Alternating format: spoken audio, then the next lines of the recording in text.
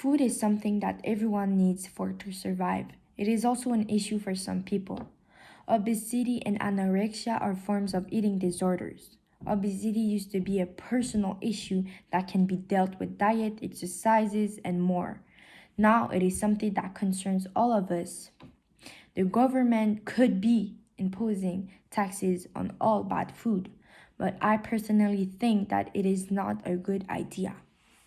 Imposing taxes is not fair for everyone, would affect lower class income and would be more expensive than anything. First of all, imposing taxes will not be fair for everyone. There's people who eat healthy and exercise every day, but sometimes will want to treat themselves, so why should they pay more? Imposing punitive measures like taxes are not a good solution. Excess weight can come from the size of portions, levels of exercise, and genetic factor.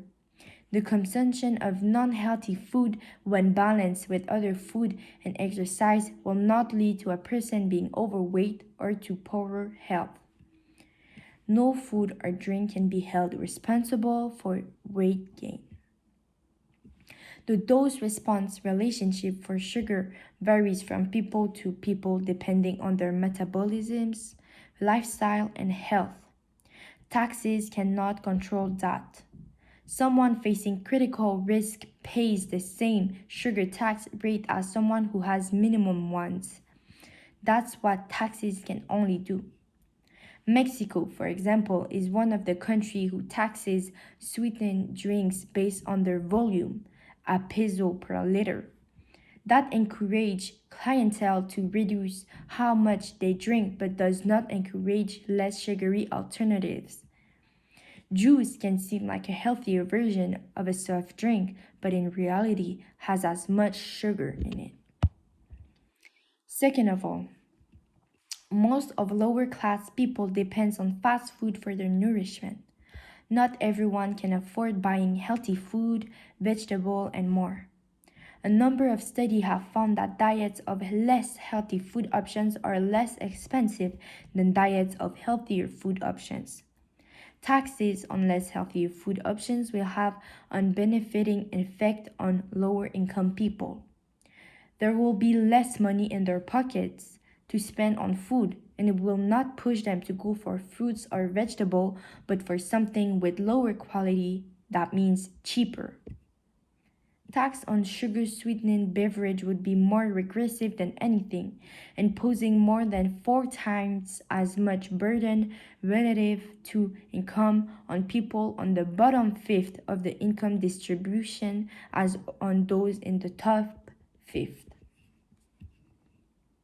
Third of all, researchers have predicted that if Americans actually ate the volume and variety of fruits and vegetables like the US dietary guideline recommend, we wouldn't have enough to meet consumer demands. In 2013, potatoes and tomatoes made up half of the legumes and vegetables available in this country, according to the US Department of Agriculture. But there's abundance of junk food and it's cheaper. Vegetables are more expensive and need major labor. So instead of making junk food more expensive, we need to also make healthier food more decent and affordable for everyone and to educate people about them. To finish, forcing people to pay taxes on bad food would have more consequences than we think. People would have to pay for it even if they don't really eat unhealthy food.